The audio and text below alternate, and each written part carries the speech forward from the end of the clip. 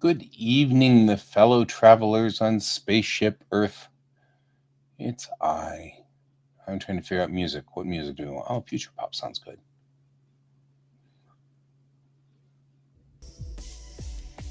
Future pop. I don't know. I'm just mixing up music here, man. What do I know? I don't know anything.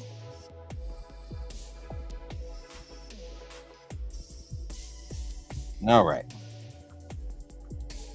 I was out at Rocky Mountain Con this weekend trying to figure stuff out. And now I'm looking at this going, oh, that's right. We have stuff that happened over the weekend that needs to be fixed. Not the least of which is a ridiculous problem going on with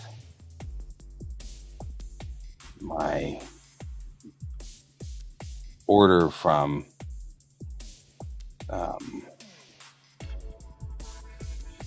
Clip Studio. Because, of course, I said, hey, there's a problem with my Clip Studio. And their response was, well, what's your serial number?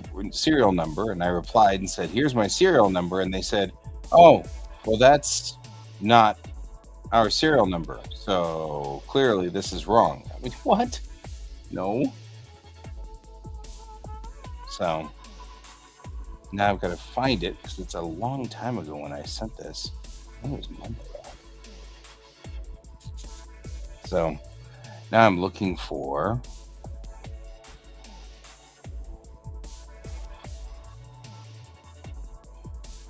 maybe I didn't. I don't know, maybe it wasn't Sunday. It was like Thursday.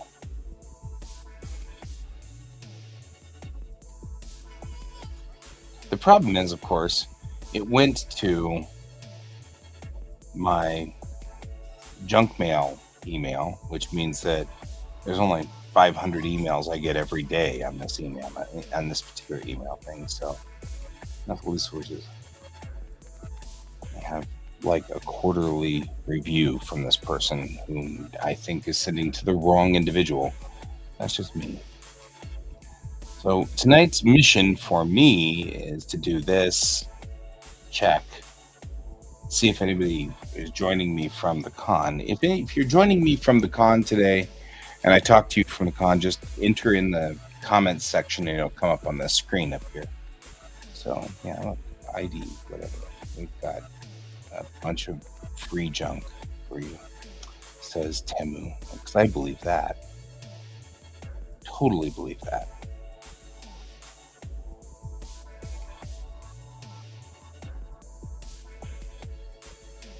And I also have, like, tomorrow is going to be full of just stupid stuff. Finishing this, finishing that, finishing the other thing, fixing this problem, fixing that problem. There's so many things that need to be just fixed. Which is why I'm not sharing my screen at the moment. If you are joining me to do work tonight, then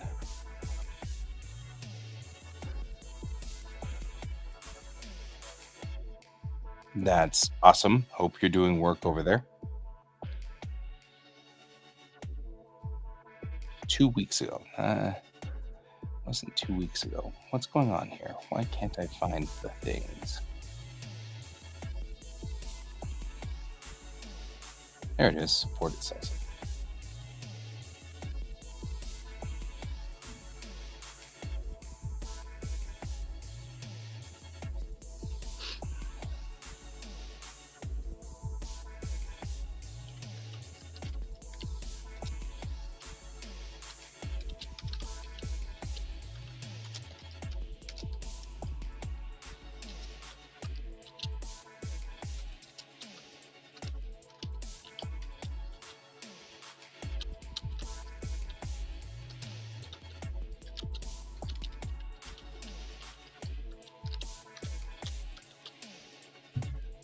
Draw a cookie.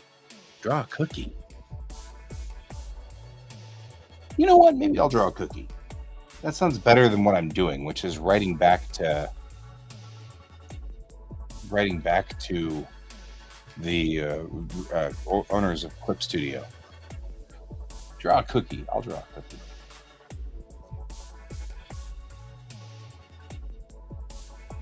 I mean, like, legitimately, I probably shouldn't complain to the people at Clip Studio that much. I know that we've got kind of a problem going on here.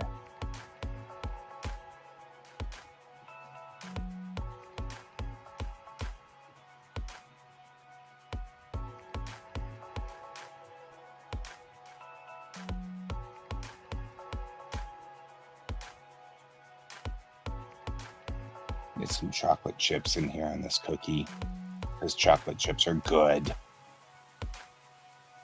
Or maybe this could be raisins, I guess.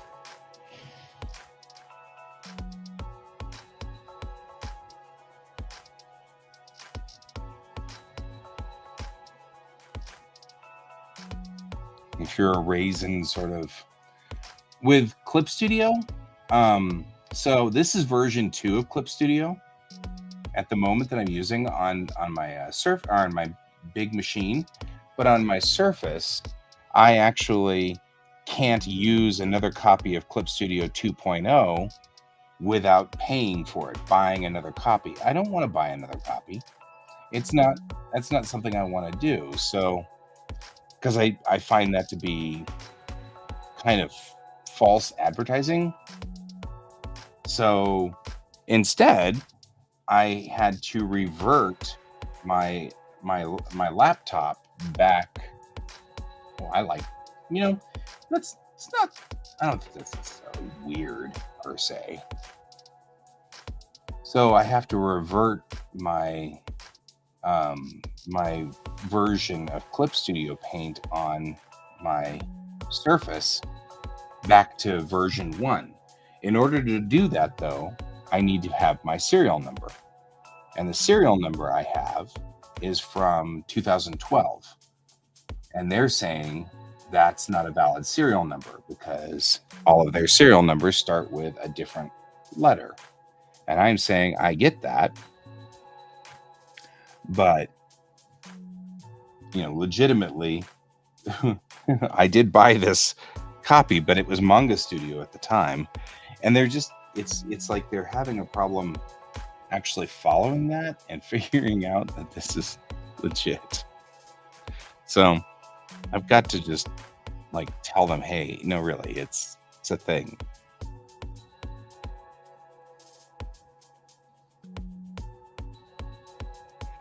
So it's a very close-up picture of a cookie, and it's crooked too, which is even funnier. Get really close to this cookie here. Okay, put some cracks and crumbles in it, because that's where these crumbs are coming from, right? Coming from somewhere. Cookies kind of crack and crumble as they come up, so that's a thing. So anyway, I'm gonna have to write to them and say, yes, I know you don't have a record of that. But if you're going to not tell us that we can't have 2 copies like we did before, and instead make us have to buy a copy of Clip Studio Paint, which I don't want to buy 2 copies. I'm only one person. So I know I'm feeling kind of weird that I'm asking for this kind of thing, but the truth of the matter is I'm not the kind of person who likes to pay for 2 copies of a program when I don't use 2 copies of a program at the same time. It'd be fine if I used 2 copies at the same time. I'd get it, but I don't. I just use 1 copy. And then, hi, George. How are you doing? My cat has decided he really, really wants to be loved on at this point in time, right now. Right now, in the middle of this, he needs scritches this second. And if I don't give him scritches, He will annoy me until I give him scritches. This is what you do, isn't it? Isn't it? Isn't it? Yeah, yeah, it is. Now he's going to go over there and mess with. Right? He's right. Everybody should. Cats deserve scritches. So, anyway, so having to kind of deal with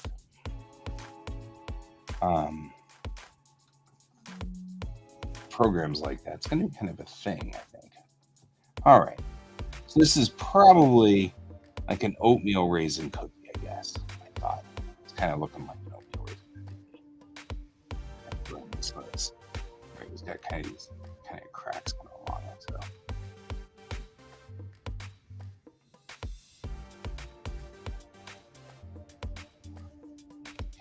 Just kind of do that, and like this, it's not quite as straight because it's a cookie. We're looking really close at the cookie. Right. This little guys out here should probably be these crumbs.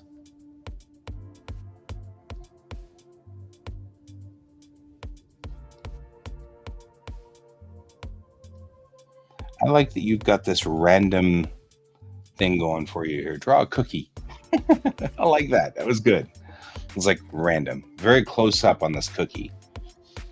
If I'm going to actually kind of go with this, though, I take this and I'm going to make just slightly darker.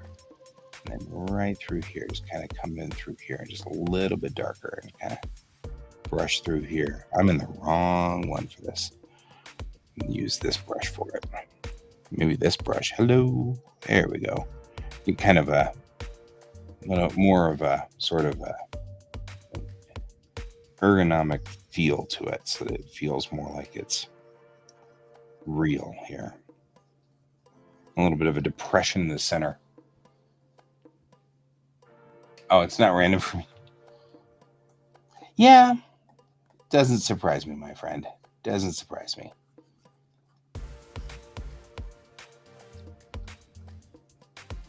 Can's doing better, though. Can's had sort of a rough time for a while here, and doing better. That's good. So that's why you haven't seen him much on the line here. There we go. Cookie. I think it's random. I like it. Oh, you see him every day. He's doing better. Nope.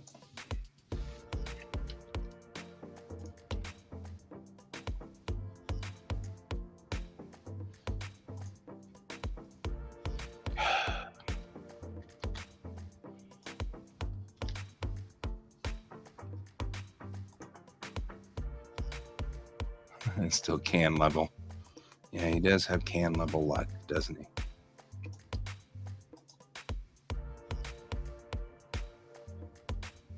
It's funny. I'm always running a kind of a. I got a cookie. We need next, naturally, is a glass of milk. Yeah.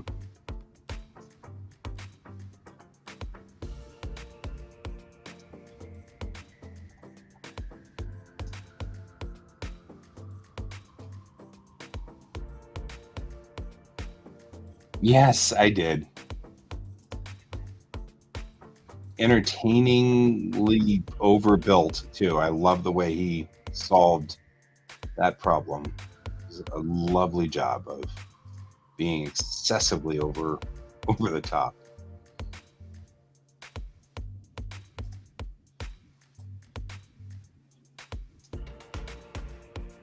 Either way, I'm glad to know that it won't move again. He's over it. Yeah. Either way, I'm glad to know that you are of the IRL crew out there.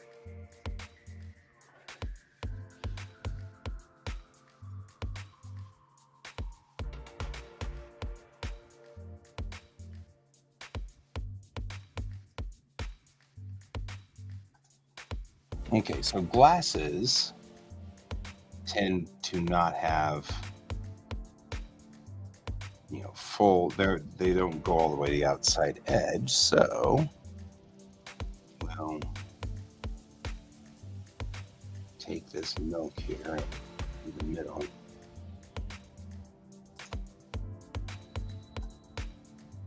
I'm doing this relatively fast, so well.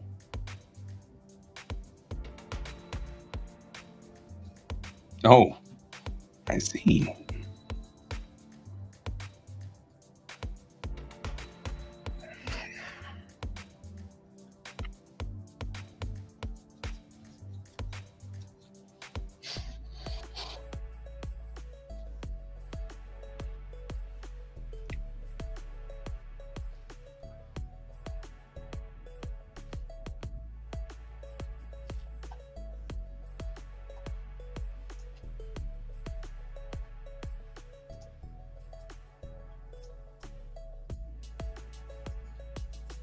There. It's blue milk and cookies. This is a Star Wars reference.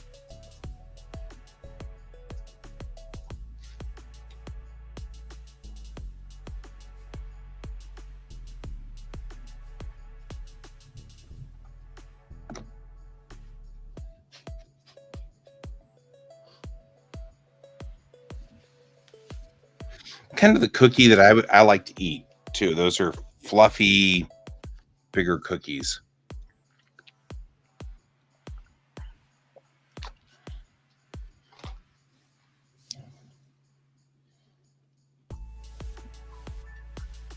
So, Tick Tick, have you heard anything about Whatnot? The website, the app? Right? There are very few bad cookies. That's fair. And if so, what's your standing opinion of it?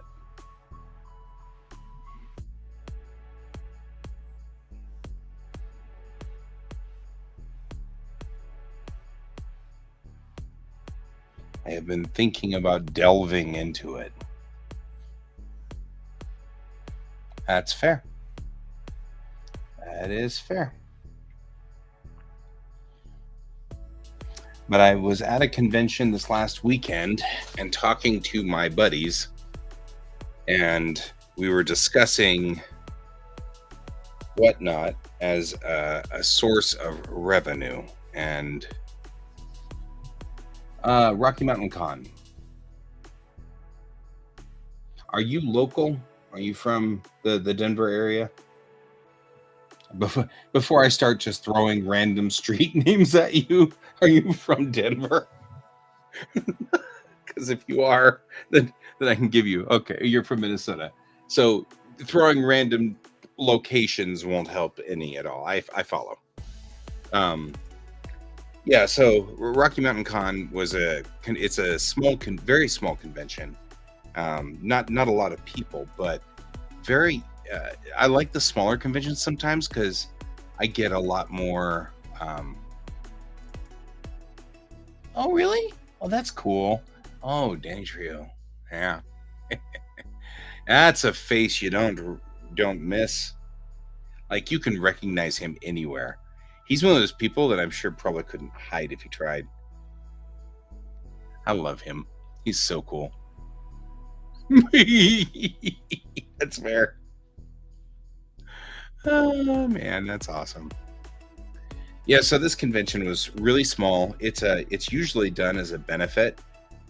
It's got Cap for Kids, where they raise money for kids who are having problems and trouble, and so that's really what the con's for. But they bring a lot of us local artists in to, just to either they'll have us get up on stage and do drawings or things like that, or they'll auction off our art or things like that for charity. And it's kind of nice, and you're doing a good thing, and you're doing you're doing a good thing for kids and stuff like that. And they were talking about Whatnot, and I have already signed up for Whatnot and everything, but I've never really used it. I don't I mean, I'm not good at the using it thing, so kind of trying to figure out what to do.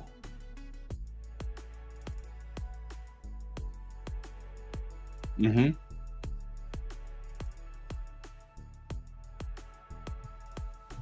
Aw. It's because really, even though he plays like gruff, difficult people sometimes, he really is a sweetie. Like right down in his soul, he's a good guy. So that's cool. It's like one time I met Doug Jones because I was at a con working a table, and he was at a con working a table. I think it was even Rocky Mountain Con. Um, and nobody was visiting with him, because this was just after Discovery had started, Star Trek Discovery had started. So nobody really knew him because he was a horror sort of character, usually in horror movies. And so people didn't know him at the sci-fi convention yet. And so I went over there because I'm a Trekkie, and um, I'm like, hey, welcome to the family, and it's good to have you here. And he was like, that's so sweet, and he gave me a big hug. I was like, okay. I mean, like, I'm a hugger, so that was totally fine. But it was kind of weird to be like hugged by a Star Trek actor in my brain. I'm kind of getting a little weirded out here. And then I took a selfie with him, and then later I looked at the selfie, and in the background it says selfies $5, and of course I didn't pay for it. But I was just like, I mean, I'm gonna hang out with, because I was sitting there saying, Lieutenant Saru, I'm so excited to see you. And he's like, I'm a commander now. And he's like, but you'll have to see tonight's episode to understand that, because this is right at the very beginning of Discovery. I love Saru. And I really love Doug Jones. He's just a really good guy too. So it was really cool. And so same thing. Usually they're very sweet, you know. And so I'm just glad to but it was the same thing. I just was hanging out with him because, I was like, well, you look lonely, like nobody's here. And I even said to him, I said, hey, don't let the Trekkies get to you, because they will. Like, us Trekkies can sometimes be such jerks, so don't let us get to you. And he's like, you're being very sweet. I'm like, well, I know, but I mean, it is a different thing being in Star Trek. Once you join Star Trek, it's a change in your acting life right there. It's like, it's a very big change. So, right? Just some really cool people at these smaller cons. So that's kind of cool. Usually I have met like all these not weird, I've met all these people at these I do. I really do. I even consider Orville to be part of it, because Galaxy Quest was supposed to be Star Trek. I mean, it. They didn't even bother to hide it very hard. You know what I mean? So, And Orville would have been Star Trek if he could have gotten away with it. So, I definitely do. Galaxy Quest is so freaking fun, though.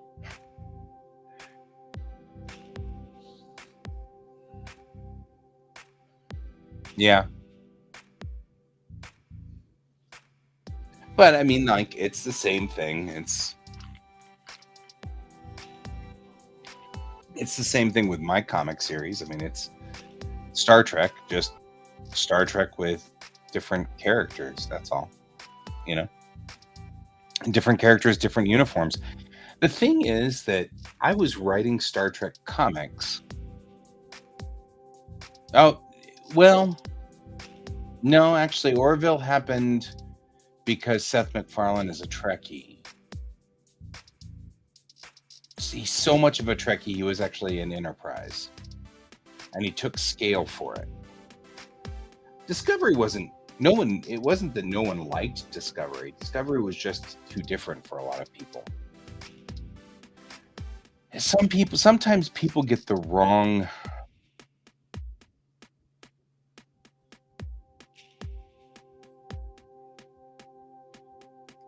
You mean Discovery? Probably.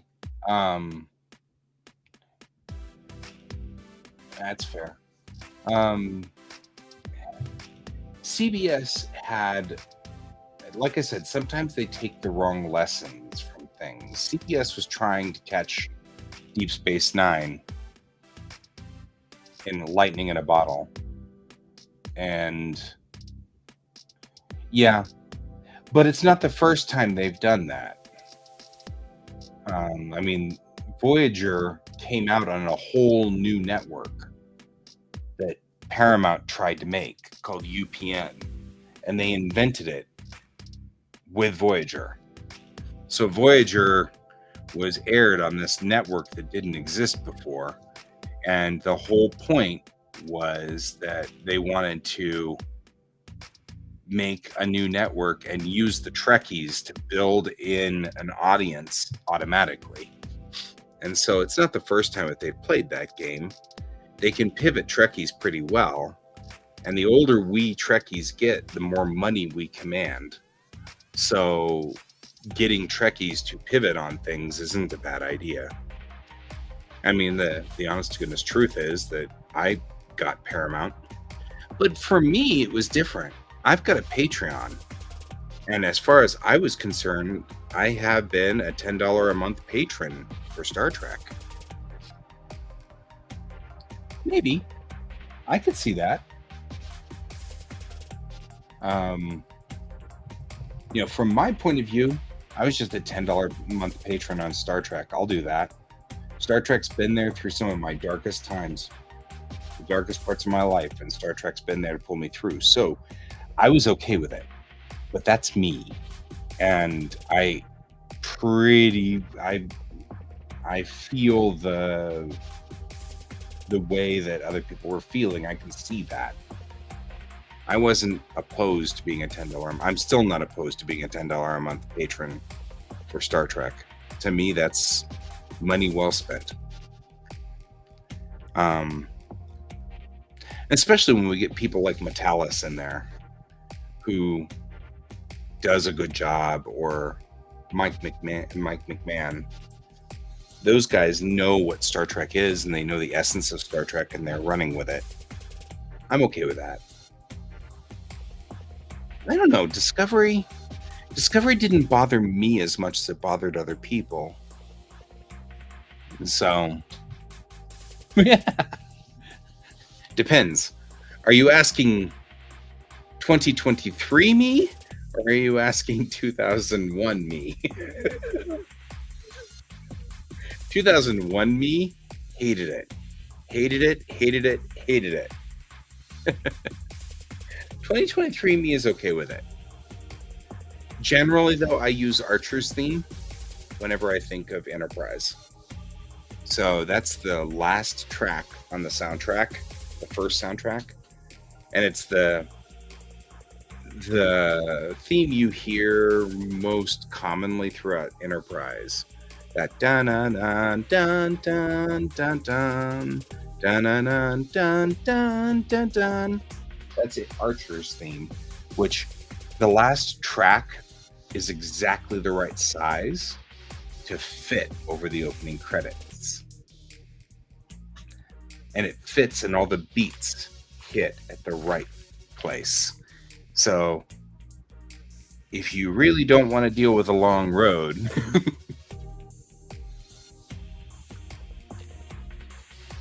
see, now that would be a riot. I'm okay with that one too. But if you want to see something cool, just go to YouTube. I do want to see it. I'll see it after the show. Go over to YouTube and type in Enterprise opening credits Archer's theme, and you'll see that that last track on the soundtrack was clearly we should make an alternate version of the opening theme in case nobody likes it. And they clearly did not think. I mean, it is amazing sometimes how obtuse. Oh, there you go. I'll watch this, but not right now.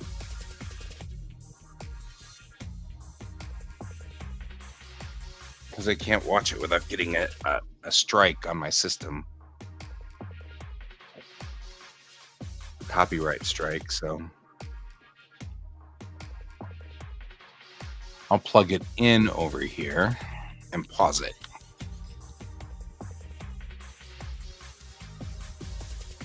Like that. And then watch it afterwards. Thank you for the link. I'm into this plan.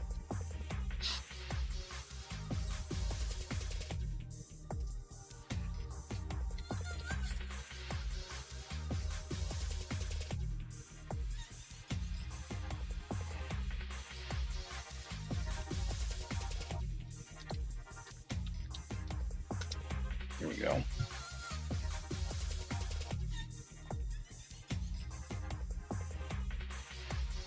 And then I will, in return,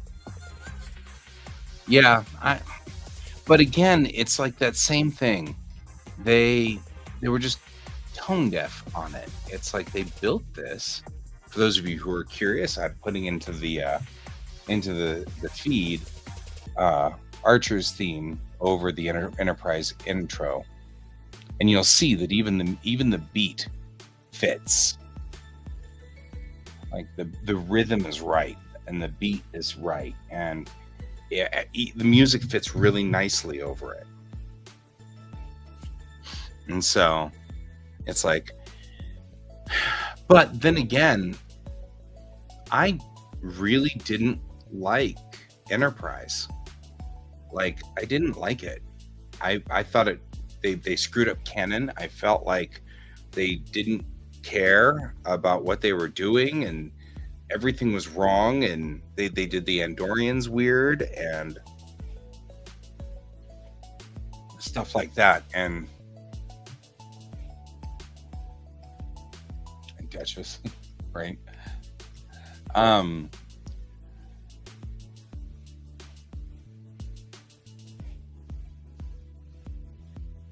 Right. I think most of us didn't like the third season's Xindi War. Well, no, and that was me in 2002 and 2003. The thing is, they canceled Enterprise, and then Star Trek just went dead, right? Like, there was no more Star Trek. We were done. It was never coming back, yada, yada, yada. We thought that. And at that point in time in my life, I went to Japan, and I was teaching over there, and I was feeling very homesick. And so I managed to find Enterprise on DVD at the local DVD store, the rental store. So I was renting Enterprise and rewatching it.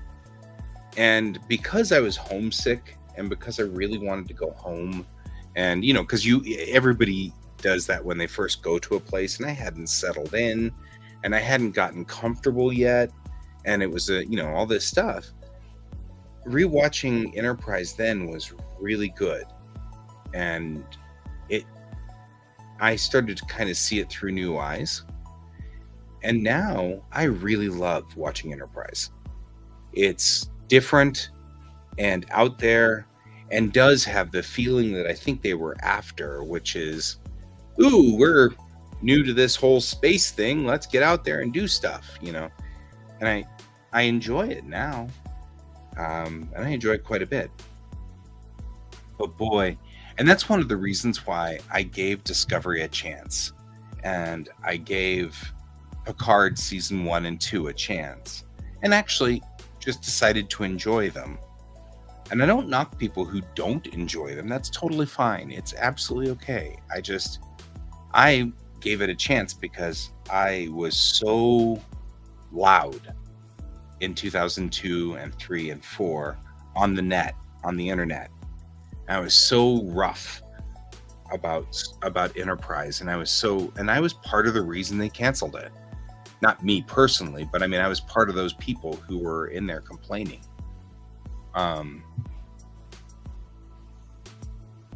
Yeah.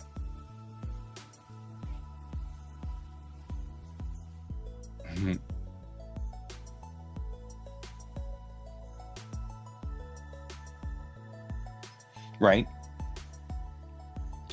And that's the thing, of course, Jeffrey Combs being Jeffrey Combs, who played Shran with perfect beauty, right? Just like he played Brunt, just like he played Wei Yun. I mean, like everything that Combs does is awesome. Or, what is it? Amangnus.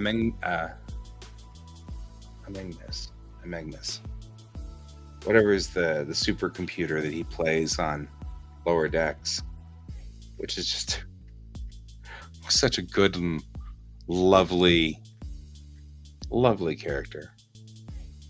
But yeah, I'm Magnet. Oh, man, I'm so close. Anyway, hey Alfie, how are you doing today? We're talking Star Trek. Tick Tick and I are talking Star Trek. You're failing art because they won't let you use your fine liners?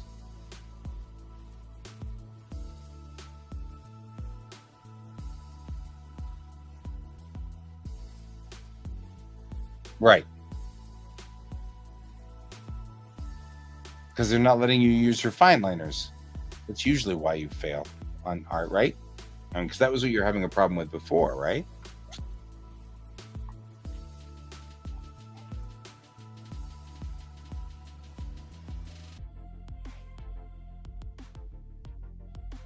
Oh.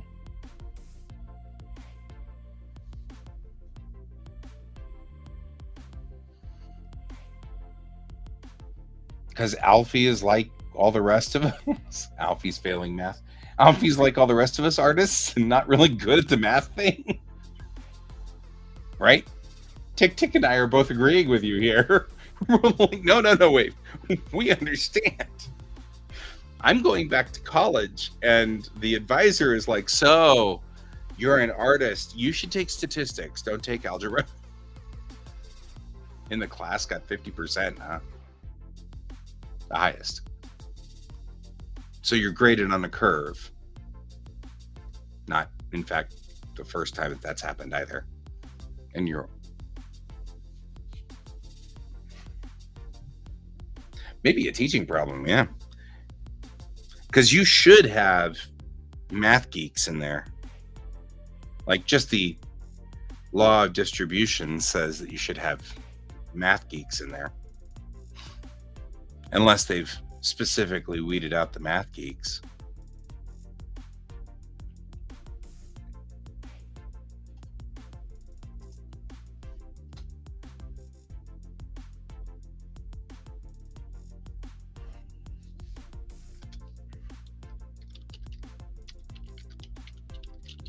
So,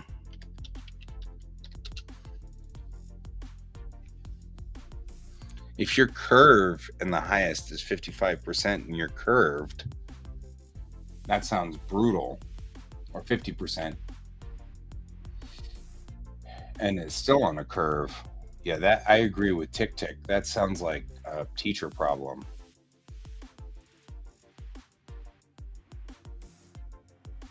I mean, that's kind of one of the things, since I'm a teacher and I teach driving school, if half my class fails the driving test, that's on me, not the kids, you know?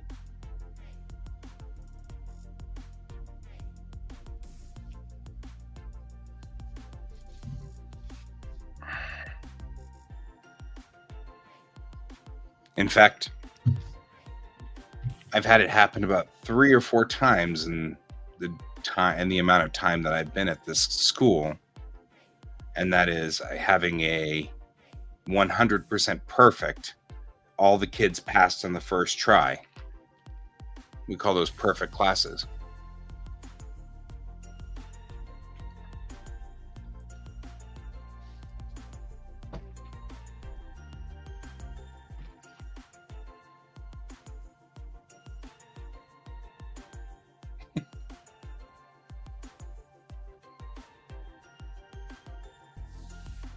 Yeah, I wouldn't worry. I mean, unless it's going to, I mean, I guess it depends. My advice on math generally is do the best that you possibly can because people want to know that. Alfie went to a wedding on the weekend. Okay.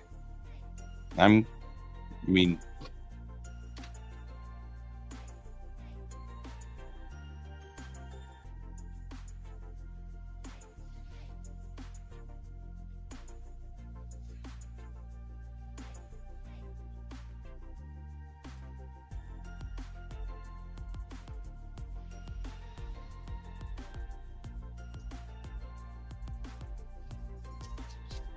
oh no. Boy, it sounds like a disaster waiting to happen here.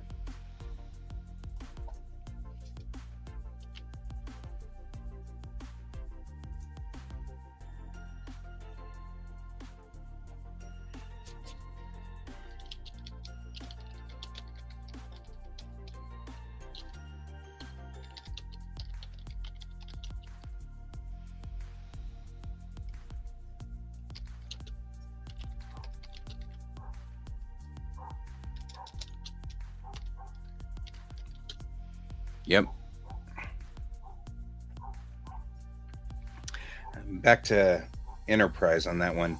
I actually agree. That's the thing about Enterprise.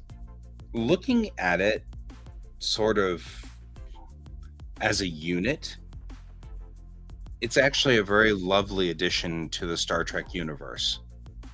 It's got some really interesting pieces that it brings in. I mean, Shran notwithstanding, Susie Plaxton coming back as an Andorian. You know what I mean? Like, we had some great stuff coming in through there. The depth that they got into with the Vulcans, like the Forge, and actually trying to get Surak's Kershara and things like that. The Xindi arc was a mess.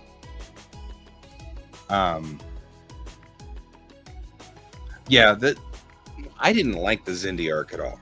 They were really trying hard to lean into 9/11, and maybe I felt like it was too soon.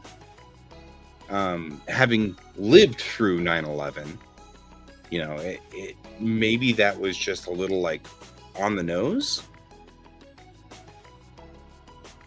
Because yeah, the Time War,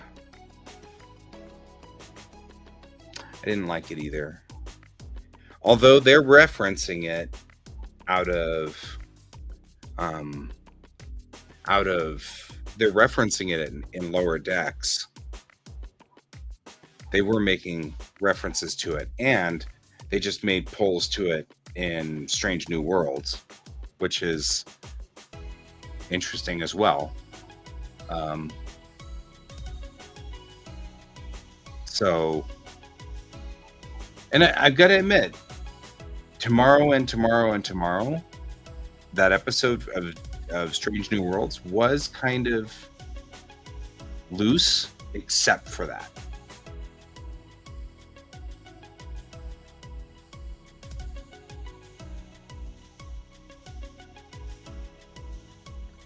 Yeah.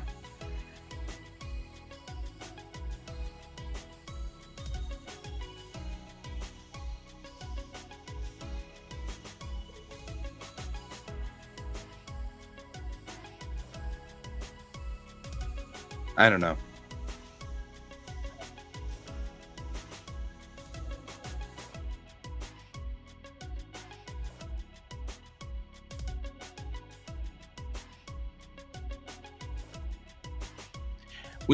Because when I think about B5, that wasn't, that's not the one that I thought they pulled so well out of. Obviously, the Shadow War was really cool. And just the fact that they were building White Stars was a thing. Anytime you're dealing with, where they're having to... Of course, I'm a ship person, so bear with me. I'm absolutely in love with White Stars, so it's just a thing. The fact that there was one and then there was a whole bunch of them, I was like, oh, White Stars are so pretty.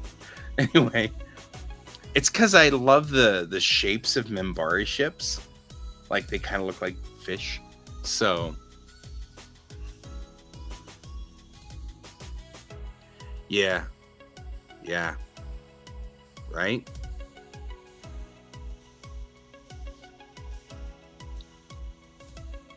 I mean, they even tried to tie the two together in Cold Front 1 and 2. I don't know. That was just weird. Just to have the Toro being in Star Trek Discovery. It scared your grandson. Huh.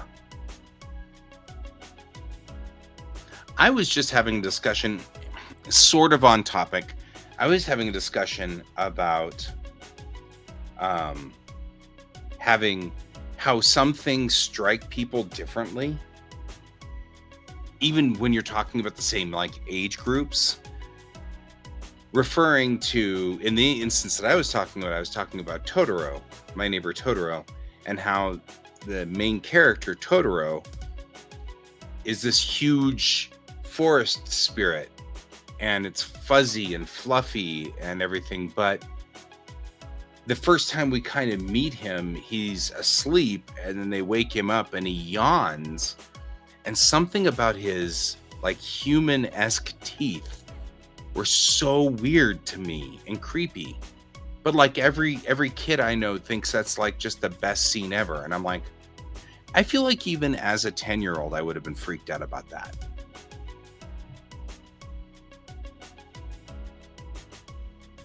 That Totoro was fat phobic?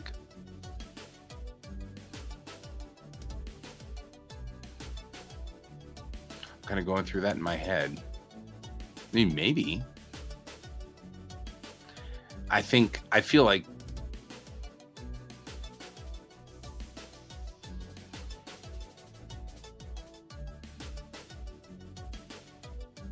you mean your niece has blue hair?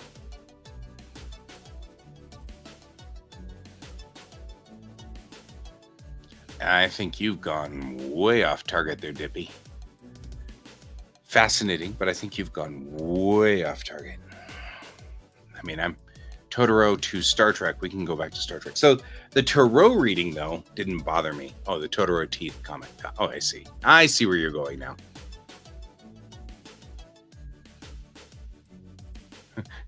Because you're just adding to this ever-branching discussion. We were on Star Trek, and then we branched off to Discovery, and then branched off to Totoro, and now you're branching off to Community, which is fine. I'm okay with that. We can all be neurodivergent here. I'm totally neurodivergent, so I'm okay with this. It's totally cool, but I'm just like,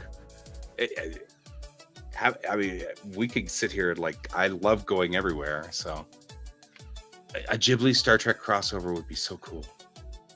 I'm into that plan. I am at the next convention. Next time I'm at an anime convention, I'm going to do a panel, I think, on the connection between Macross and the Macross sagas and Star Trek. Right after Blue Bloods. Nice.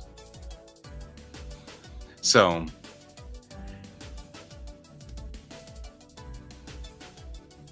anyway, I'm kind of branching all over the place here. I'm a hardcore Trekkie, and so when it comes to Star Trek, I'm one of those people who like Tick Tick and I were just having a discussion. We were discussing Enterprise, and the fact that we weren't really hot on the Xindi War. Well, I wasn't hot on the Xindi War. I think Tick Tick was okay with the Xindi War, but we both were kind of, the temporal Cold War was weird, and I'm not exactly sure where we stood on or what it was there for, what its point was. And I think branching like the multiverse, let's bring in Marvel. Yay. But I mean, it's but I think that's to bring back to Tic Tic's comment. I absolutely agree. I think that's one of those things that is kind of interesting about what you were. Well, wait, let me back up because I think I just went into my own whirlpool here. The temporal Cold War, you're right. It could be pulled right out of Star Trek Enterprise, and you would never have noticed.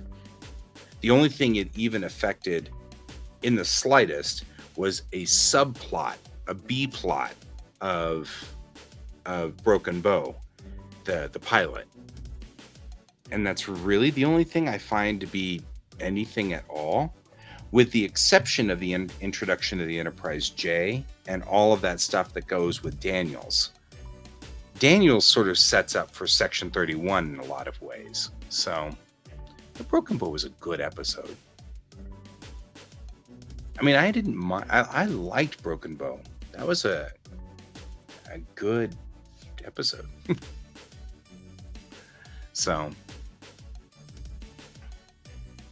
anyway, commentary on that one. And you'd also kind of brought up the commentary, Tic-Tac brought up the commentary about being more like if we had done like the Dilgar War in Babylon 5. And I was like, I would have gone with more like even the heavier into it, like the Shadow War of Babylon 5 would have been better. For me, the Xindi War, well, it wasn't even for me. The Xindi War was a direct attempt to try to speak to 9/11 in Star Trek. And it's like a lot of things where that's this show right here, Orville. That's actually why I'm wearing my Orville shirt today. Oh yeah, don't do that. That's weird. So, but yeah, where would I rate Orville? Orville in its first season was a little too many penis jokes and not enough Star Trek. However, in its third season, it was a lot more Star Trek than a lot of... I felt like it was doing Star Trek better in the overall than Star Trek was at the time. So, right? That's fair. But it's the same thing. It's like Seth MacFarlane was trying to bring in we're going to be making sort of a funny show and everything like that. But the truth is that Seth MacFarlane is a Trekkie all the way down to his core. And so he and I both share one very unique thing, and that is we both made Star Trek shows in junior high and high school. And so there is video out there of a junior high or high school age Seth MacFarlane trying to be the captain of a starship on a bridge of things taped to walls and stuff. It's very, very wholesome and cute. You won't find mine because it got wiped out a long time ago. But I did the same thing. I was one of those doing that. But yeah, and that he's very much a Trekkie, and it was a highlight of his life to be random engineer number 46 on Enterprise. So anyway, so my opinions on Orville is season 3 is lovely. It is wonderful. Season 2 is pretty solid. Season 1's rough. So if you're going to watch Orville, I have no idea. Maybe.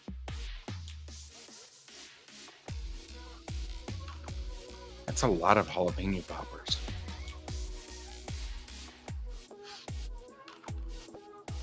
And I hate to say that sounds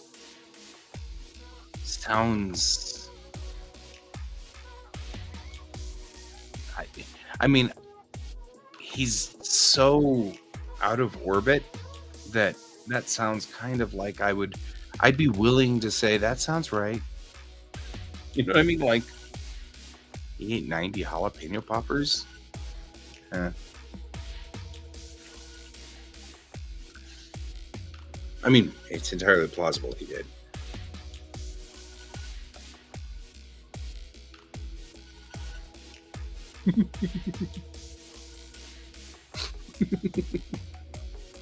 Life-size Baylock. Oh, man. Now, the question, Dippy, is have you been watching Lower Decks? Because there's a Baylock callback in Lower Decks that's just not right and very, very funny. And so, okay. So you and I are thinking the same way on this one here. Yeah. So.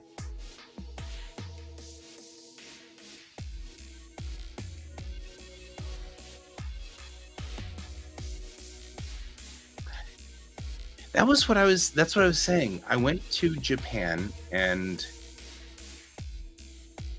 it brings me to my house. That's fair. I went to Japan and was so homesick for the first year when I was over there. I didn't have any friends and I wasn't really well connected, didn't speak the language, things like that. So I rented Enterprise from the on Baylock. Now the question I've got, of course, to you is, do you still have a crush on him as Clint Howard? Because that's a thing. So, because Clint Howard, well, first of all, you know that Clint Howard, no, you're not. I get it. That's, yeah, I'm not worried. It's like I had the biggest crush on Alyssa Milano in Who's the Boss, which sounds weird as a 50-year-old guy, but you have to remember that she's like, I think she is a year younger than me. So when she was on Who's the Boss, I was about the same age. So it sounds weird until you realize that I was watching Who's the Boss in the 80s, you know. But Baylock, the actor that played Baylock, is Clint Howard, which is Ron Howard's brother. And Ron Howard's brother has shown up in a number of things, not the least of which are just about any one of Ron Howard's movies. So he also shows up 3 more times now in Star Trek. He's now managed to come back. Clint Howard has come back. The first time we see Clint Howard was in Deep Space Nine, when he was the person who stole Jadzia's communicator badge. When Ron Howard? No, that was Steven Spielberg. But you see him in Deep Space Nine in the episodes with. Well, that's fair. The episodes where they talk about the Gabriel Bell and the Bell riots, which, by the way, takes place next year. I'm just can't stand. I don't really know who that is, so we're good. So you don't have to worry about me. I mean, I'm sure I've heard the name, but the picture of Patrick Stewart on the beach. You're going to make me Google that, aren't you? I can totally tell you're going to make me Google that.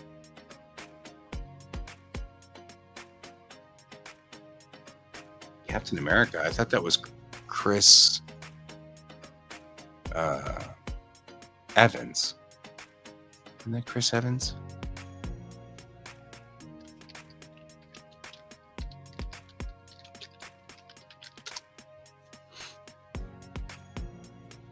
Maybe. No, we're talking about Jake Gyllenhaal or whatever his name. He was Chris Evans, yeah.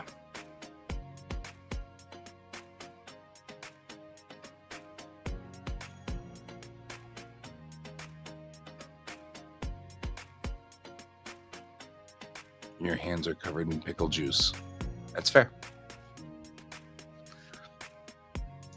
We're going all over the place here. This is a wild night. Thanks, guys. I was like, I don't have anything better to do but to complain to to Celsius. And you guys have made this a far better stream. I appreciate that. It's better than complaining to Celsius. I didn't want to complain to Celsius. Hi, what the heck? What the heck? I dig that name.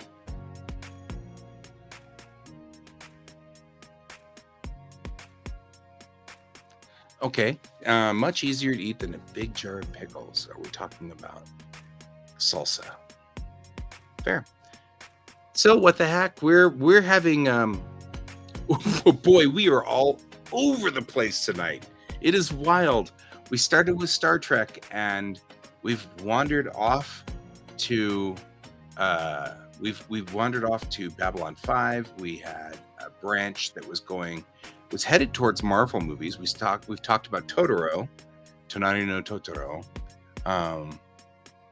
And now we're talking about Patrick Stewart at the beach in his red swimsuit with a margarita. Well, there you go. Then you're in the right place.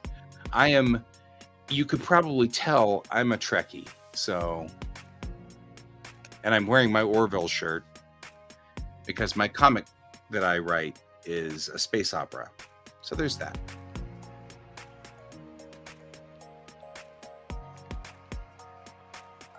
Jake Geigenhall. It's the second time we've brought that up. So there you go. That's a thing.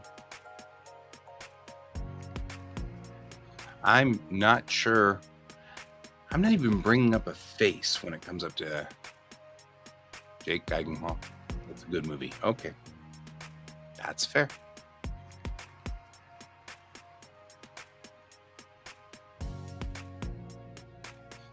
Now I'm lost.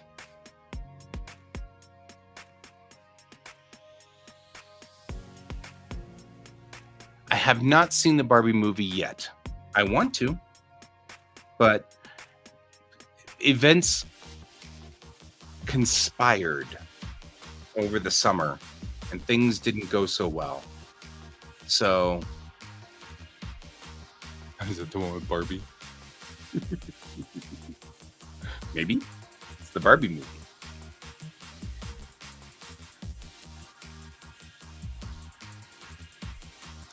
I'm like fascinated by this discussion topic.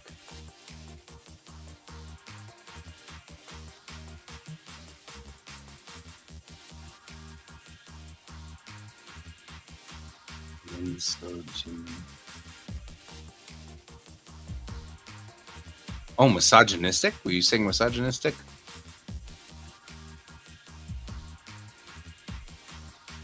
Oh, now that's not going to feel good.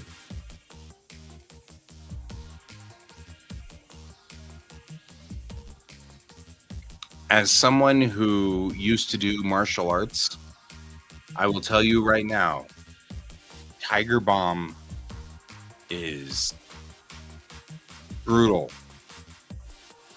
I mean, it can be okay after a certain amount of time, but if you're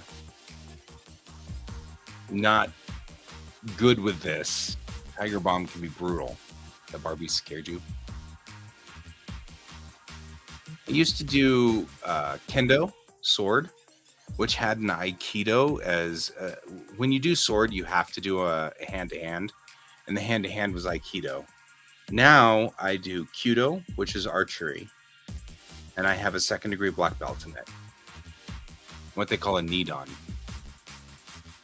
Yes. So I started with the katana, and I moved to the long staff, and worked with the short staff for a while.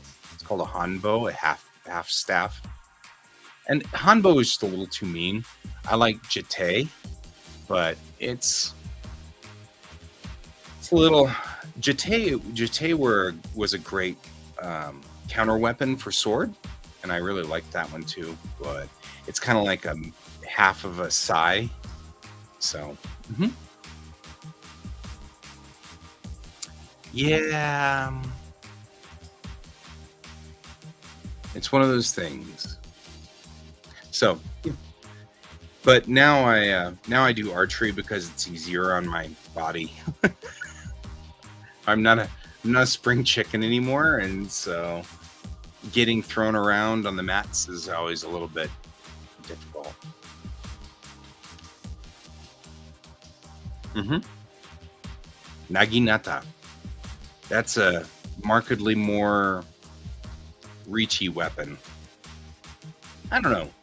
I didn't mind the Naginata. It doesn't have the feel that I like, and a well plucked rooster. Your knees. Yeah, that's what you do in Tiger Bomb, man. You're asking for it with a Tiger Bomb.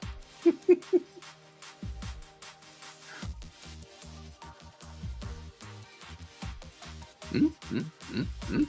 Fair. I like Ren Fair. Ren Fair is a thing. Now we're on Ren Fair. Everybody at Ren Fair is Ren Fair is the one place where I get into interesting.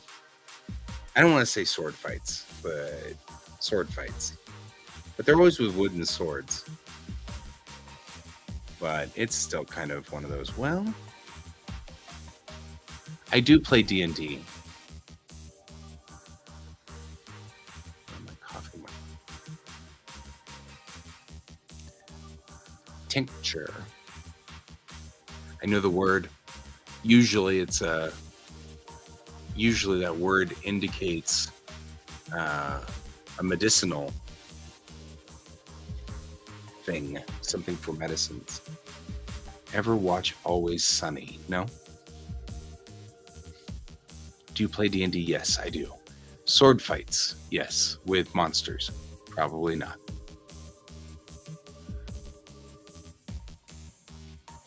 I have played, so too, what the heck? I have played D&D 1. I played D&D, AD&D, Advanced D&D, 2.0, 3.0, 3.5, which then became Pathfinder, and Baldur's Gate shouldn't be. It's Baldur's Gate is a location in the world of D&D. So usually, if it's called Baldur's Gate, that's a city in D&D. So then I played 3.5, which was Pathfinder. I didn't play 4 because nobody liked 4, and it should be fine. Yeah.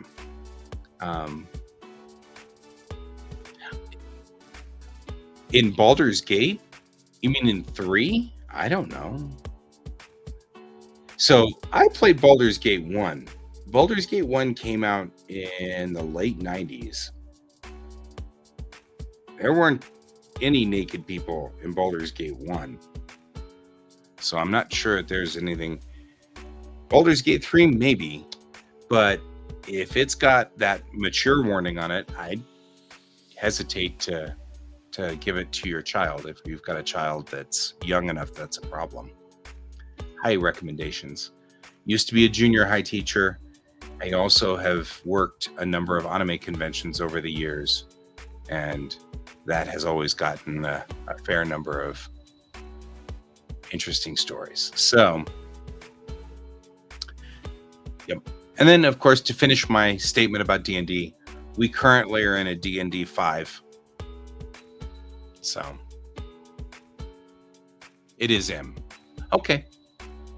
Nectorius recommends that you probably should wait before you give it to your grandson. I would go with that. I believe that I would follow Nectorius's recommendation on there. You can do it with a bear.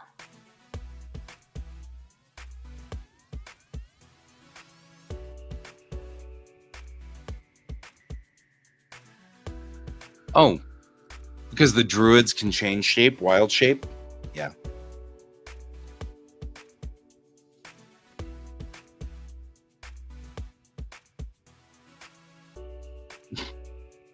Dippy's dying over here.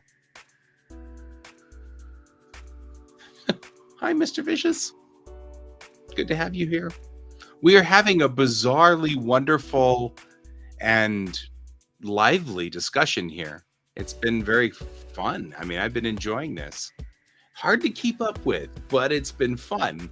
So feel free to join us if you've got something other than M's to send. Dippy put Tiger Bomb on their knees. Me, I was ESL, English as a second language. 7th, 8th, and 9th grade. I was in a junior high about 45 miles north and west of Tokyo in Ibaraki Prefecture.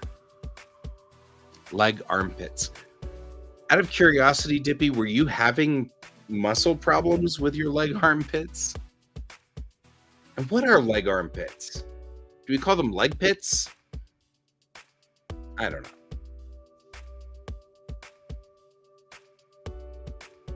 High school biology.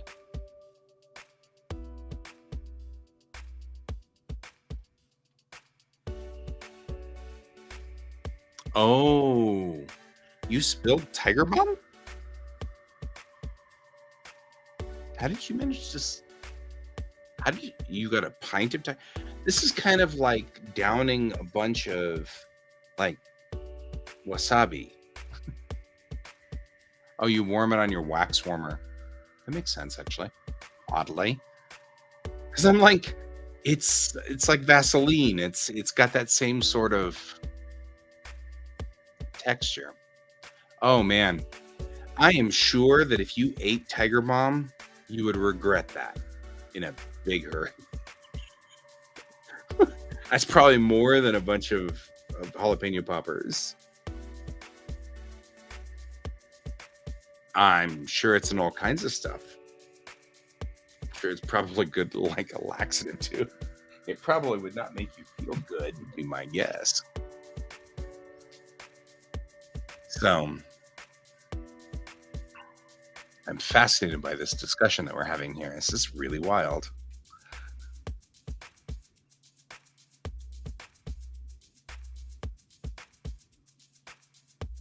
Yeah. Anaphylactic shock's no joke, though. Like, I'm with you on that one. That's some serious stuff. You carry an EpiPen? Probably should.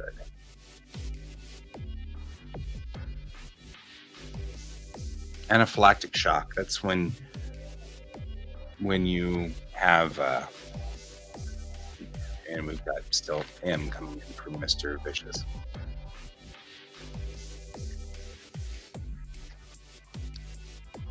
Are we talking about true story? Anaphylactic shock is when you're allergic to something. Oh, from the Tiger Bomb talk? Yeah, don't eat the Tiger Bomb. Okay, so on this stream, we shall now put down a rule that we don't eat Tiger Bomb. And we have now made that declaration. Look at us.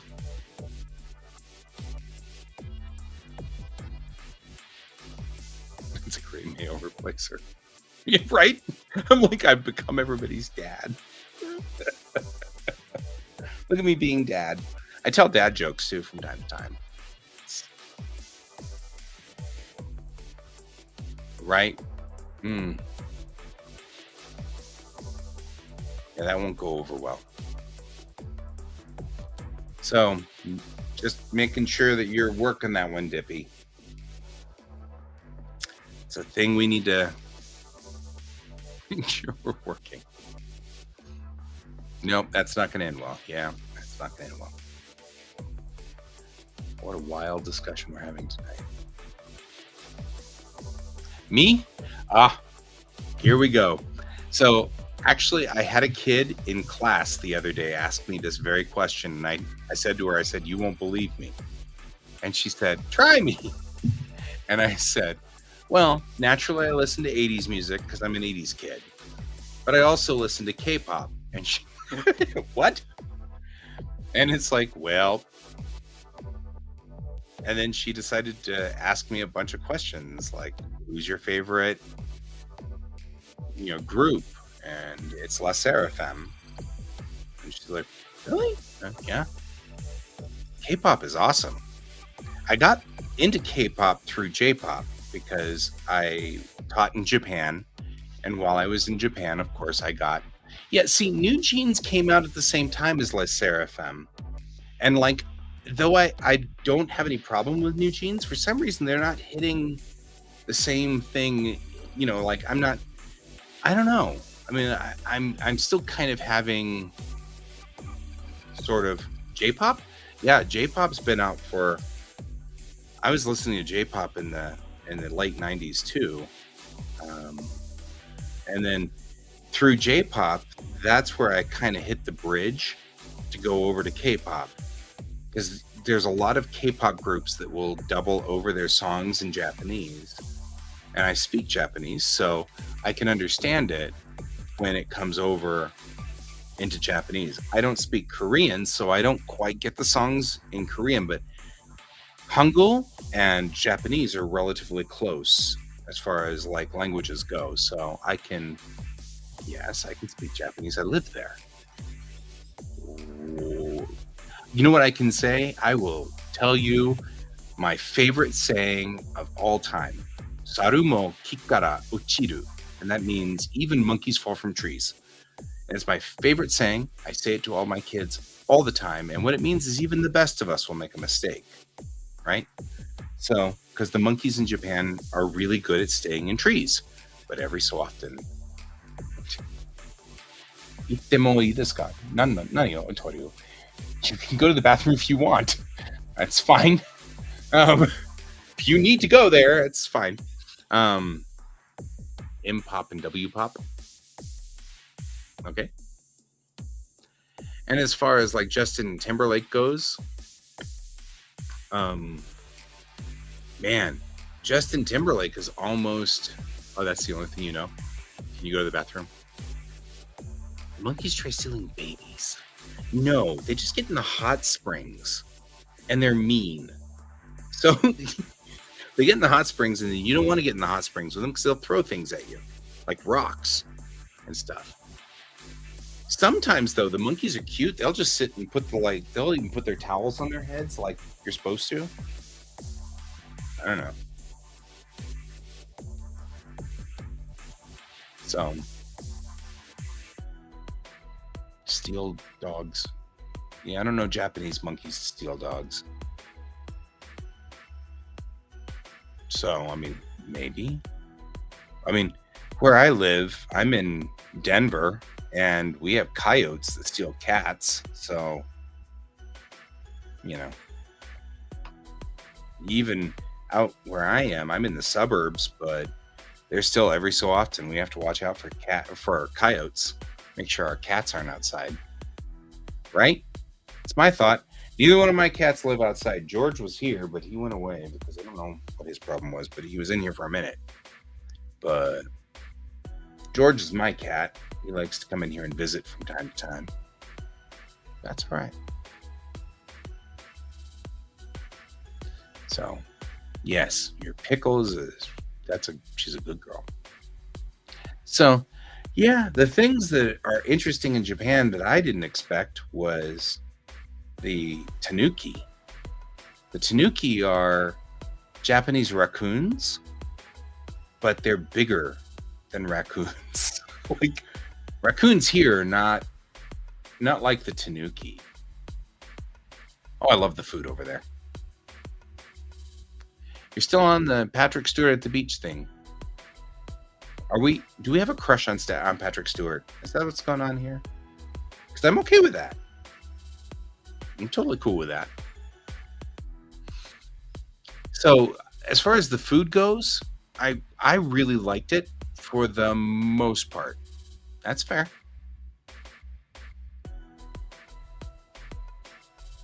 Fed dogs. Monkeys.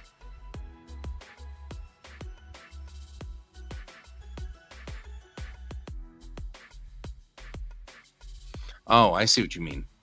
So, well, I think that was more along the lines of that Nectorius was saying that the monkeys fed them dog food or something and befriended the dogs, which I am of the opinion that, well, actually, I'm not of the opinion. Current thought amongst the archaeological community is that's pretty much what we did with dogs too. So,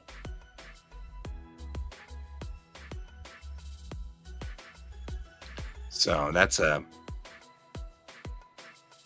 thing. It's funny how when I was younger, the line of sentience was tool use, right? Does the creature use a tool? And so they were like, since we are the only creatures that use tools, and then we find all these other creatures that use tools. And we're like, well. And what really happened, you know, what really happened is we started to realize how much we are not unique in the animal culture.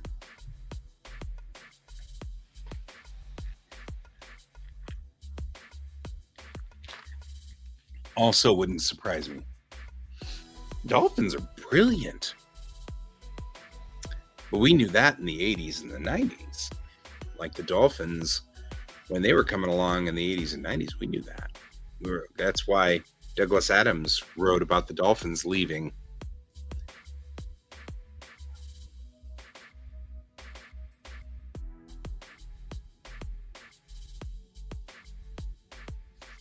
Yeah.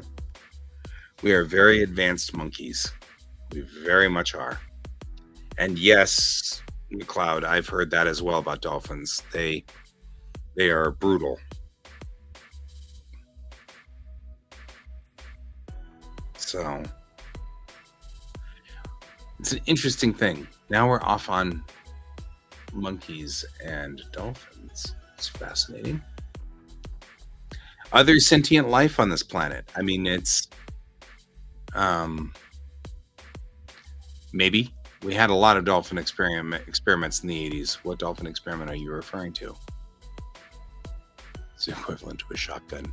Wouldn't surprise me either.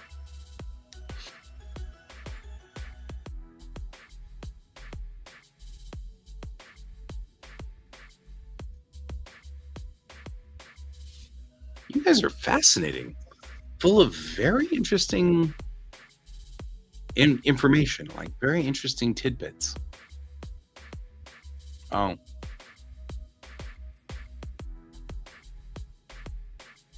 And they did LSD together. Just having this entire imagination of, dolphins tripping. Sounds fun to me.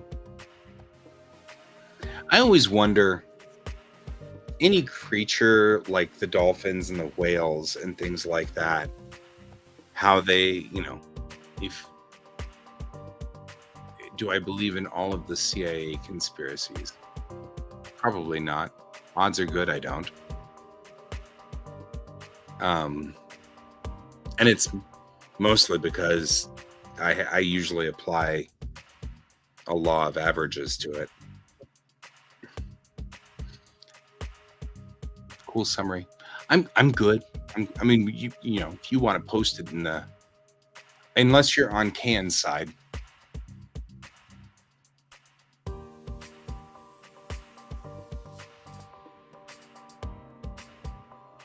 It's animated. If you're on Can's side and you're on Can's side of the Twitch, he's got a bot that'll block you if you try to post. If you try to post the links, it's the big words. You can tell it's 12:30.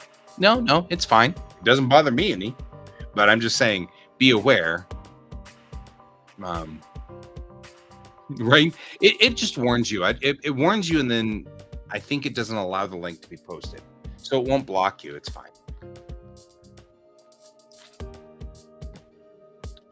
So Scooby's barking out the window. And your leg pits hurt. Could be worse. Could be worse. So, this is fascinating. Have I seen Doctor Who? So that one is, yeah, you could have no legs. As we've already kind of gone down here, stick it up your nose, and that could be really brutal. I have indeed seen Doctor Who. I have seen quite a bit of Doctor Who. But if you ask me who my favorite Doctor is, you end up with an answer that gets a little weird. It's like everything else. Because my favorite Doctor is Sylvester McCoy. And his Bumbershoot. So, you know, it's that one. And it's like, but what? Right? Who? Yeah, Doctor Who. That's the whole thing. So, I just also found out that Magic put out a bunch of Doctor Who cards for Magic the Gathering, which I thought was intriguing.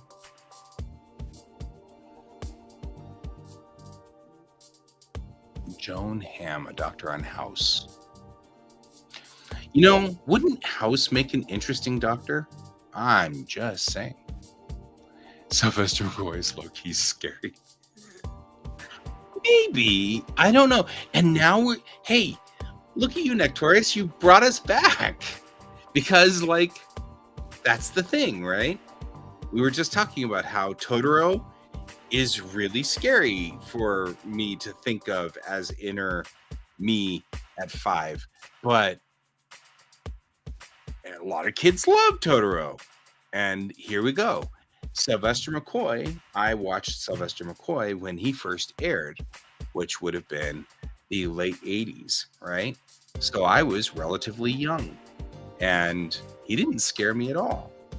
But it's interesting that you're finding that there are people out there that find him scary, which would make sense. You know what I mean? I can totally see that. I get that. And you brought it back to the topic at hand. Which works. Left him in Judge Dredd. Joan Hamm.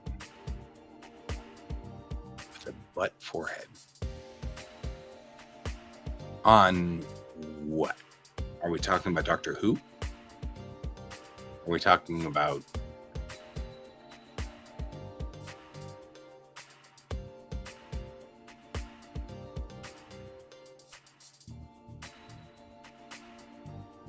on Star Trek?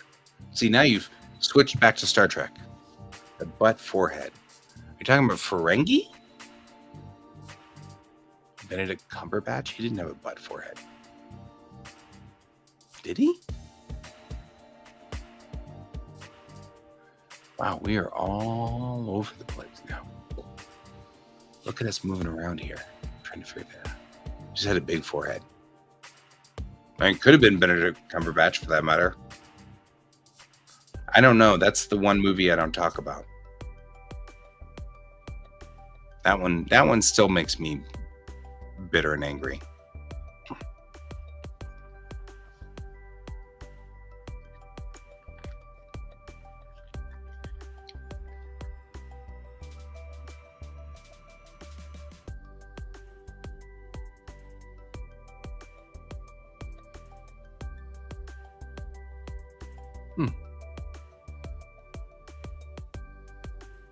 Butt cheek, forehead. They have big ears? Because that could be a Ferengi. He was brown. Butt cheek on the forehead. Oh, if that's the doctor, then yeah, Matt Smith would be the large forehead doctor.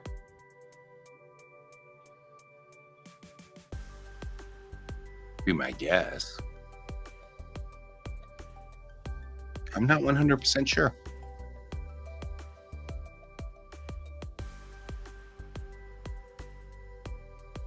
This became like a weird AMA all of a sudden. It's kind of cool. Worf. Worf. Butt cheek, forehead.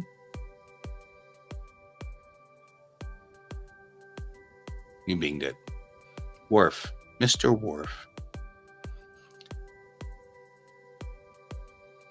And maybe it's just because, yeah. I think they're talking about Worf.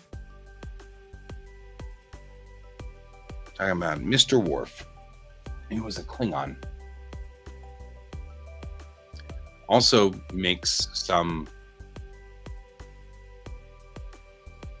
joke about butt cheek there too.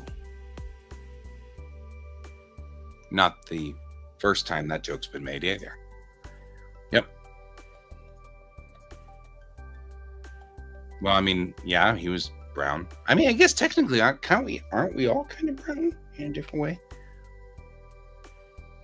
These are all things I think about. Especially earlier today, I was doing artwork, and with my artwork, I picked the wrong shade of brown, and I think I messed up some of it. And veiny. So, I guess it all depends on how it goes there. But yeah. I was doing a sketch cover for Princess Leia #1. So it's a variant cover.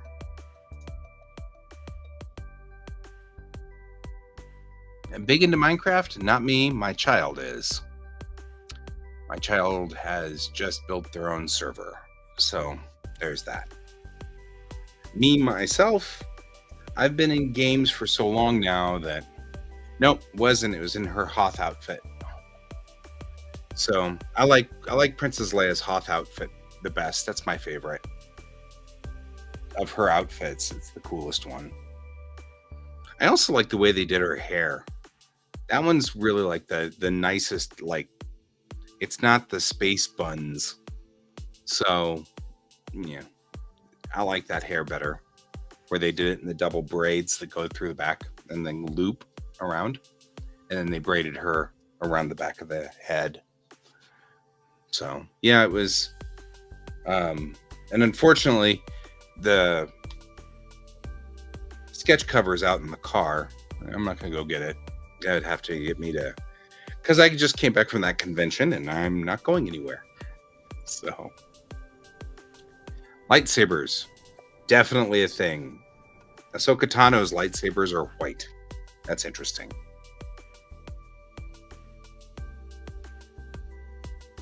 Attack of the Clones outfit with Padme. Yeah, Padme. Before or after the mid-rift rip? Yeah, that's what I was going to say. McLeod and I are on the same thought process. I'm like, wait, is this before or after the mid-riff? Because I didn't mind the, you know, I didn't mind the outfit prior to that. After that was a little weird, but it's all good.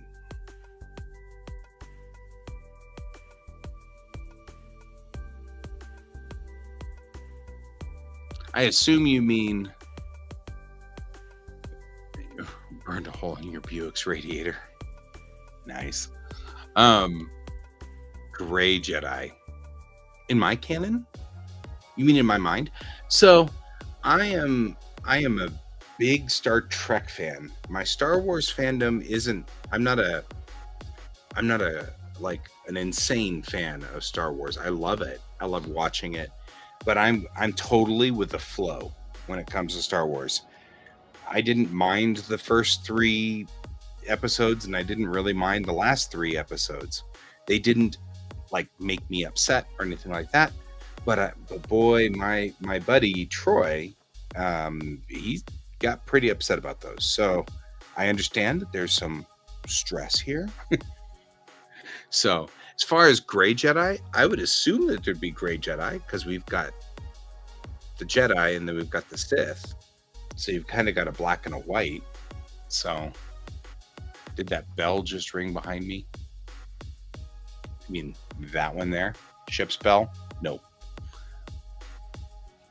Not a fan of the sequels. That's fine. I mean, I don't have any problem with that. I'm with you.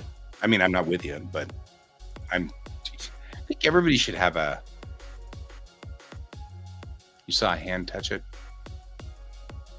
Wouldn't that be weird? Wouldn't that be weird?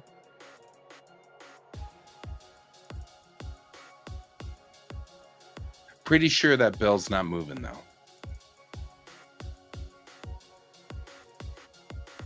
The best part about this though is you can always rewind the video.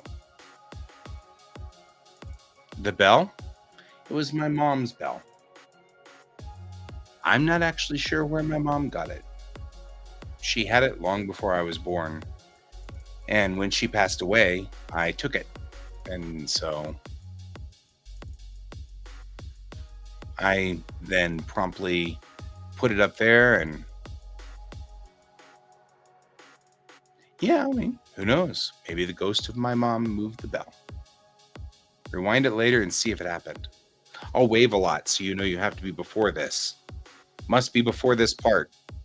So if you're rewinding and you see me waving a lot, you know it's just before this part. There you go. Help you out, right? Make it a little easier. Scooby was distracting you. It's fair. Give him a Scooby snack. As far as Grey Jedi go, maybe. I don't know. I love the idea and the concept of the Jedi. And so that was cool. I just like that. I understand that. It's interesting fandom debates.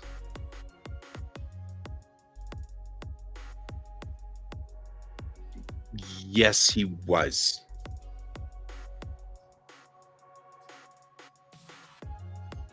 And he had like bug eyes.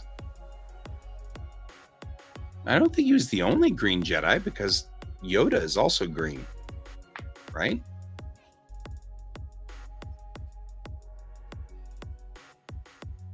Was there a black Jedi? I mean, I know that there was a black droid because there was that Yoda was chartreuse. Oh, you mean like as in skin color? Because I mean, didn't we get Mace Windu? I don't know.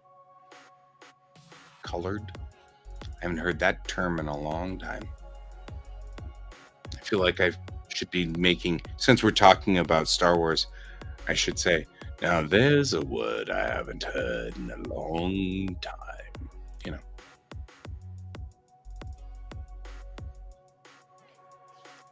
So, who shot first?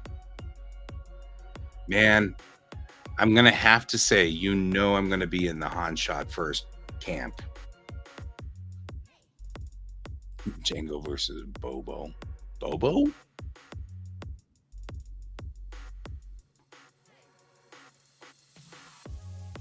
Ewan McGregor's hair. That's fair.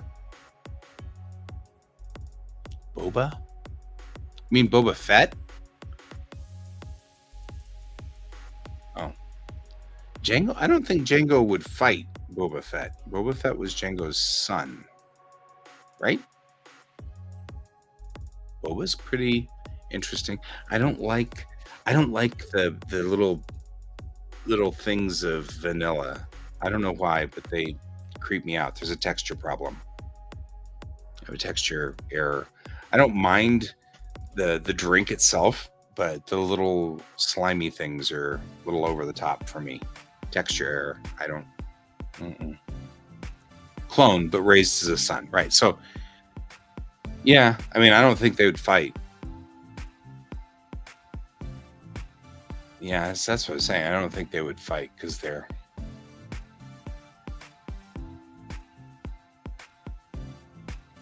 The tentacles. So you're talking about the Sarlacc pit, right? Of which Boba Fett spent apparently not 1,000 years being digested, as C-3PO said that would happen. translated from Jabba the Hutt. Who knew? Who knew? Yeah, that's the Sarlacc monster, the Sarlacc pit.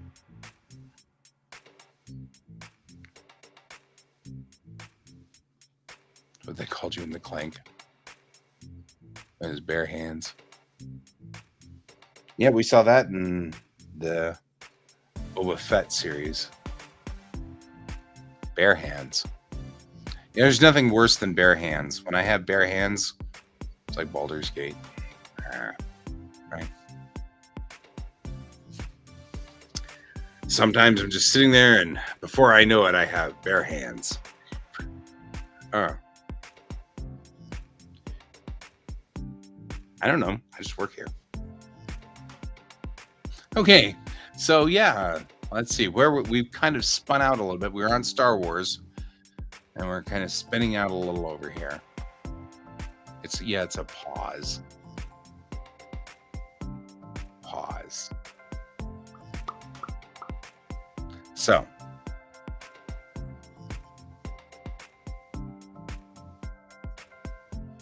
Bare hands.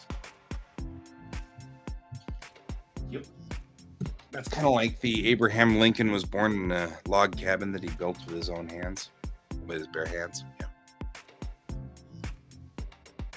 Somewhere I had read interesting stories that students had written, and that was one of them, was that Abraham Lincoln was apparently born in a log cabin that he built with his own bare hands. So there's that.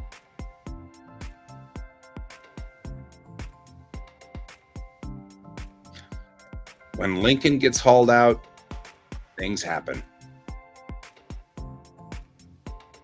He was always on bottom. Well, he was either wasn't a good wrestler or had different things going on.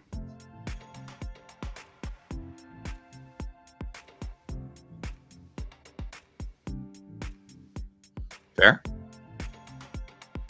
It was a simple time.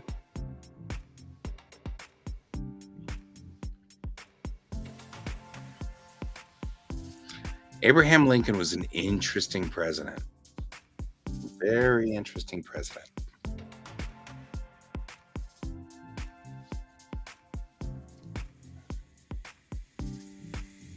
Uh-oh. Now we're bringing out Roosevelt, too. My favorite president.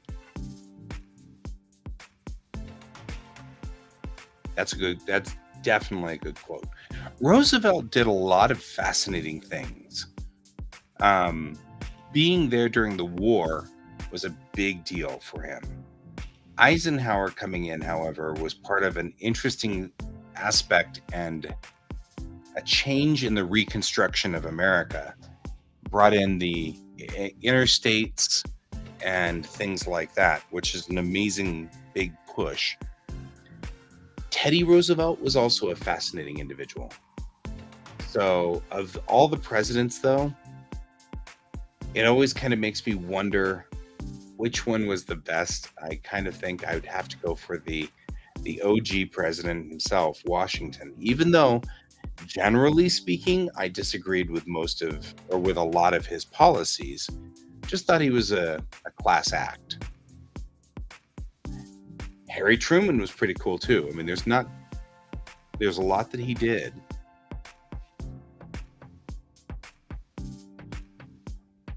For a long time, I was a Jeffersonian, believing a lot in the way of the way that Jefferson wanted to put the country together on that point. And to some degree, I have always been more of a federalist than a statist, just by the nature of my politics internally. So I kind of go with the flow of the Federalists as opposed to the Whigs, mostly because I hate wearing wigs. No, that's funny. So I mean, but my politics are varied. Doesn't help any that I've been kind of studying into. I do like anime. My favorite anime, Macross. pretty much all of the Macross sagas are always going to be my favorite anime. So Macross, Macross 7, Macross Delta, Macross Plus. So Macross is the original, one of the original Transformer mecha anime. So it's the one that sort of started the Transformers era of went to woods because of syphilis. Yes, Gundam started in 77 with big robots. Then Macross took the big large robot genre and turned it into a transforming robot genre. And then the Transformers came along right after that and took the big robots and made them intelligent. You wear a wig. Death Note? Pacific Rim. Pacific Rim was both of those movies were made by people like me who like big robots and big monsters, rubber suits. The Godzilla era of things. They just wanted a Gundam versus Godzilla, and they pretty much made that. Iron Giant was good too. Iron Giant was a great movie for a lot of reasons, not the least of which was it was a small studio that made it. Evangelion. So Neon Genesis Evangelion was a watershed series, so I really liked it too. But it also had to kind of go back and forth over it. And now we've got these remakes that are weird. So Kaiju's for the win. So, but Evangelion, that's a good series in a lot of ways. I'm not sure that McLeod's following us exactly on this one.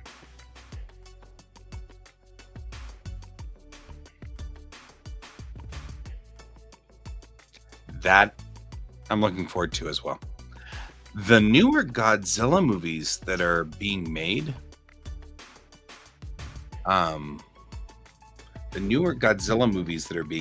are fascinating. Either here or there. Rosanna's too loud. That's not a first. Roseanne was too loud in the 80s.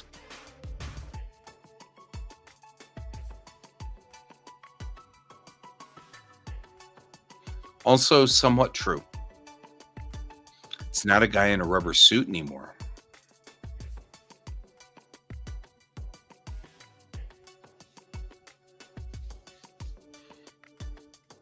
But the new Godzilla movie I'm looking forward to as well. Let's see what else is going on that is in the realm of that sort of thing. If you talk about anime, you guys think about like the old anime like Star Blazers and the spaceship anime from back in those days. Did you guys ever see those? Hit super kicks. This tail.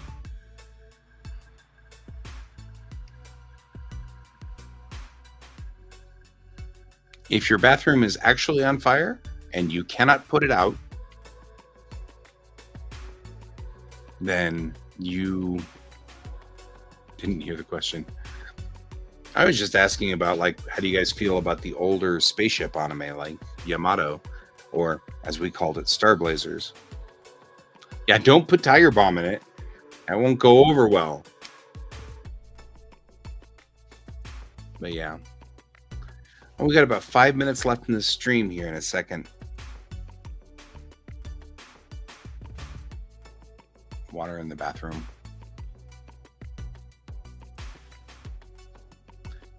Tiger Bomb? Yes. Tiger Bomb's some wild stuff. Boy, we've had this thread about Tiger Bomb.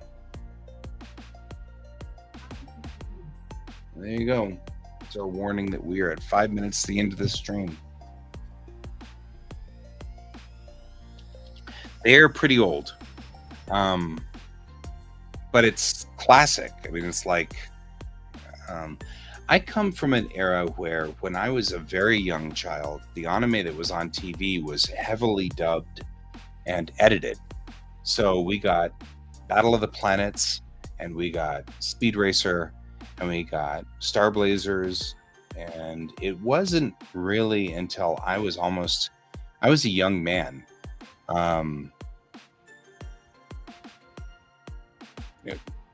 Most definitely Pokemon's anime. And Speed Racer is one of those things where I didn't even know what it was like in Japanese until I was in Japan. And then I found it in Japan, and it's called Maha Go Go Go in Japan, which is a triple layered pun. Maha is the Japanese word for mock, and Go is the number 5. Pokemon's not necessarily demonic, but you never know. But so this is the bout of multicultural wisdom that I will espouse. I was informed of this by a buddy of mine in Japan. But in Japan, Speed Racer is called Maha Go Go Go, and the first go is the number 5. So, Ichi ni san yon go, it's 5. The second go is a marker that they use to indicate heavy things like boats or airplanes or cars. So it's go go, and that second go indicates that Maha Go, the Mach 5, is a machine, is a car. So it's a Japanese marker for that. And then the third go is go, like to go. So it's an English word for go. So Maha Go Go Go is the name of the show, and it's the Mach 5, the car of the Mach 5 goes. And that's a lovely. Now you see, Nectorious, you're quoting the Cake song though, aren't you? Because that's a different thing, but fun. So there's your little bit of fascinating Japanese culture that goes in there. The other fascinating thing about Maha Go Go Go and Speed Racer, and its translation back and forth, is that the opening credits, the music for the opening credits in Speed Racer is the same as it was in Japanese. It's just that there were Japanese words in the Japanese version, but the English version has English words, but it's the same song, same music, which is the same for Battle of the Planets, which was called Ninja Team Gatchaman in Japanese, and for that matter, it was the same for what else was they just moved it over. Sailor Moon got her theme, also was brought over straight over and just given English words. So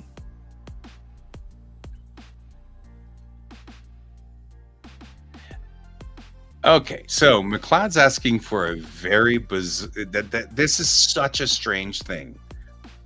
KFC is ridiculously popular for Christmas, and part of it is because the Japanese treat Christmas much the same way we treat Valentine's Day.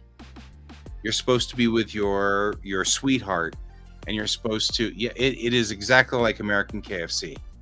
And I was really kind of taken aback by that. I was like, that's very strange. It's like KFC is super popular during Christmas because they had an advertising campaign in the 80s which was super effective, and so effective that it actually became part of their culture. So it is very weird, but generally on Christmas you give candy to your sweetheart. So right, get her a bucket of chicken. And then once you've exchanged candy and cakes and things like that, you go to KFC and have KFC for Christmas. Don't ask me. I have to also say, really weird to work on Christmas Day, but I did. Because in Japan, that's not a national holiday like it is here. So, fried chicken is the way to a woman's heart. It's like they say, way to a man's heart's through the stomach. They say that. I don't know who they are, but they do. You know, that's fair. That's fair. All right, guys, we're at 11 o'clock Mountain Time. And so we're going to wrap the stream. I really appreciate you guys all being here. This has been an amazingly fun stream. Yes, make sure you get the dagger bomb off your fingers first. Let's bring this around. So, thank you. I appreciate that. You're welcome. Thanks for joining me. I'm usually broadcasting on I'll show off art and swords. So I've got art. I just didn't do art. I was just like sitting here chatting with you guys. The next time we'll do art. I broadcast the same time on every night except tomorrow night when I will be 1 hour later. So I'll be 10 p.m. Mountain Time to 11 p.m. Mountain Time instead of 9 to 11. So if you want to join me, you can. This is usually a body doubling stream. So if you have, well, I loved having you guys here too. Thank you very much. It's been fun. This is so if you guys have work to do or whatever, and you want to do that too, you can join me and then we can work together. And in that way, you don't feel like you're alone when you're doing the work that's probably not any fun. Like, I have to do all these emails tomorrow. We'll figure it out. Either way, I'm glad you guys were. It's a body doubling. So neurodivergent people, and before I go, I'll explain this. Neurodivergent people, like people who have ADD and people who are on the autistic spectrum, have a hard time staying focused. But there is a weird sort of like brain hack that we can do. And that is if someone else is working, we feel compelled to work. It's weird.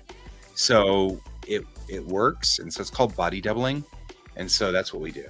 This is a body doubling stream usually for my neurodivergent friends and stuff like that. And I love talking on it and I love drawing. And if you need to do work, you can do work during the stream and it's totally fine.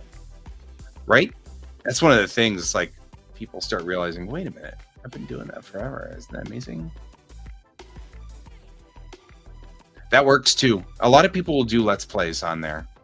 The algorithm brought me here. Fair. The algorithm's the algorithm. It is what it is. Sermon jams work too. All right, guys. I'm going to go to bed now and go to sleep. And I'll see you guys on the morrow. And I always sign off my shows by saying, keep your eyes on the stars. And I'll see you later on. And have a good evening. Bye-bye.